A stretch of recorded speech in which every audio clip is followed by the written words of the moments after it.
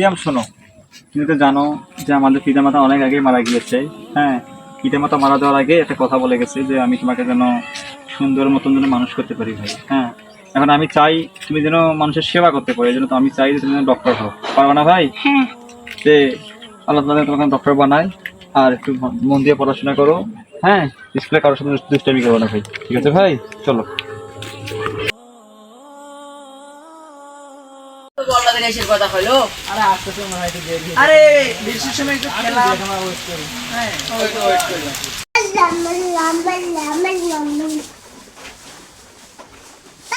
ভাইয়া আমি ফুটবল খেলতেছি। পাগল নাকি? বৃষ্টি না? ভাই আমি যাচ্ছি। থাম, যাস না। বুঝছি প্রচুর বৃষ্টি, বাইরে প্রচুর বৃষ্টি হচ্ছে, বিদ্যুৎ চমকাচ্ছে প্রচুর, তাই না? যাচ্ছি।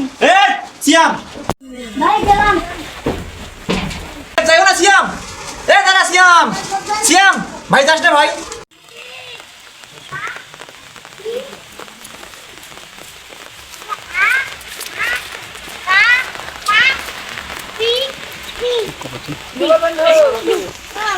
আমি তো বল খেলবো এখন। বল খেলবি? চলো চলো। এই জোড়া দিকে না।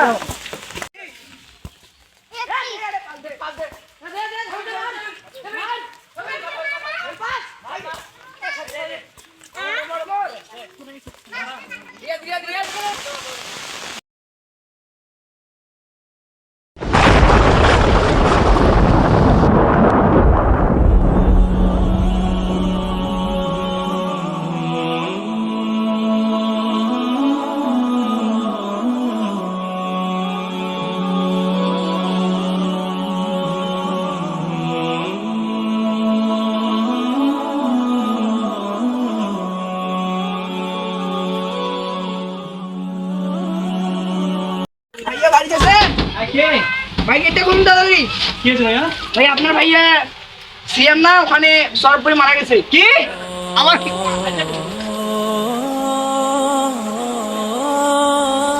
ভাই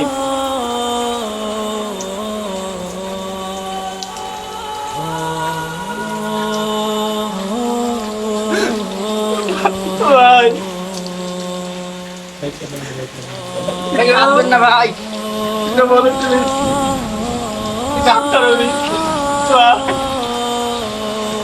আমি আমার বাবার পূর্ণ করতে পারলাম না ভাই, তোকে কতবার বললাম যাইস রে ভাই, যাইস রে, তবু আমার কথা শুনলি না। কতবার বললাম তুই বাড়াস রে ভাই, তবু আমার কথা শুনে বাড়াস বাড়াস আমার কথা বাসনে বলেন। আমি কি রে বাদ দেবো আমার ভাই কাঁদবেন না ভাই, কাঁদবেন না। ভাই ওঠেন, ভাই ওঠেন। বজ্রপাতে আমাদের বাংলাদেশে অসংখ্য মানুষ মারা যাচ্ছে। আল্লাহ সুবহানাহু ওয়া তাআলা পবিত্র কোরআনে বলেন, আল্লাহর অনুমতি ছাড়া কোনো বিপদ আসে না।